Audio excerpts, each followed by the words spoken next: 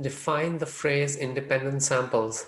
And this is something which you can answer even by your knowledge of English language. There's only one of these choices, which is talking about independence.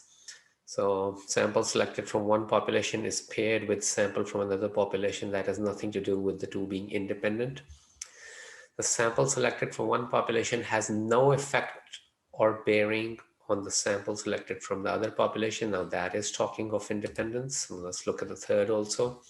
All samples of the same size have equal chance. So that's also nothing to do with independence.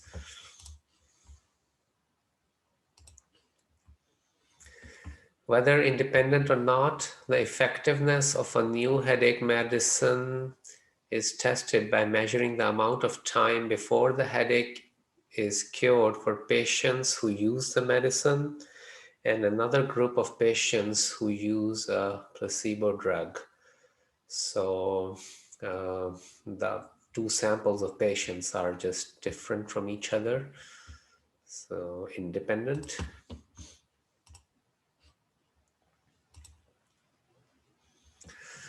The accuracy of verbal responses is tested in an experiment in which individuals report their heights and then are measured. The data consists of reported height and measured height. So the reported height is what you say it is, and then measured height is what somebody actually measures and decides. Now, people may be a little bit off in what height they report from what their actual height is, but there is some kind of a relationship because, for example, 6 feet tall person is not going to say that he's 7 feet tall. I mean, could be off by 1 or 2 inches. Similarly, somebody who is like a 5'3" is not going to say that they are 6'3". They may be off by 1 or 2 inches. So there should be a correlation or a dependence between what height you report and what your actual height is. So these are dependent.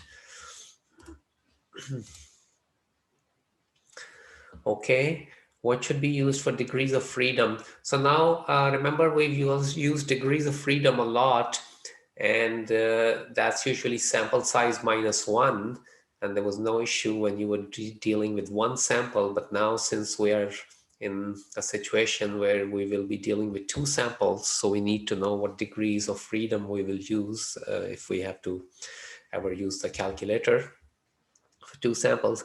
So what we do is we take the smaller of n1 minus 1 and n2 minus 1. So you consider both the samples, you do n minus 1 for both of them, and then you take the smaller of them.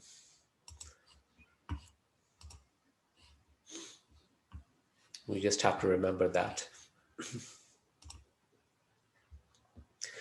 Test whether nu1 less than nu2 at the alpha equals 0.05 level for the sample given. Assume populations are normal.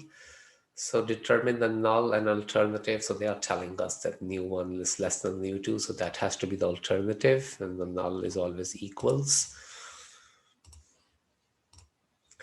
Okay, p-value. So let's see. Okay, we have two sample situation. So now, since the hypothesis test is for means, we will use t-stats. Remember, proportions. If hypothesis test is for proportions, we use proportion stats. If it's for means, we use t-stats. And if it's for standard deviation, we use the variance stats. So the same rule applies even for two samples. For means, we will use t-stats.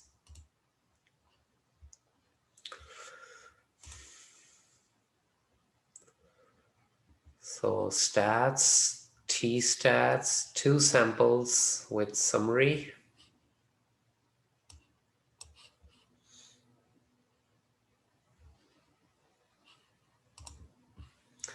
Okay, sample one mean is X bar, so 103.4. Sample standard deviation 12.2. The size is 31. for sample 2, mean is 114.2. Standard deviation is 13.2. 25. Oh, you have to look at the hypothesis test. So options, edit. So let's do the hypothesis. You had less than.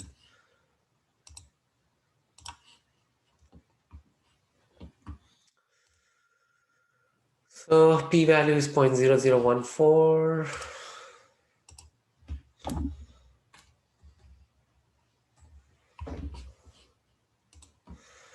And this p,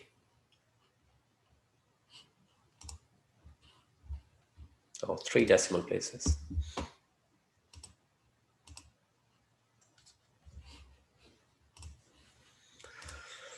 Okay, so let's see, p is 0.001, that's less than 0.05, so p is less than alpha, so you reject the null. And when you reject the null, you do have evidence.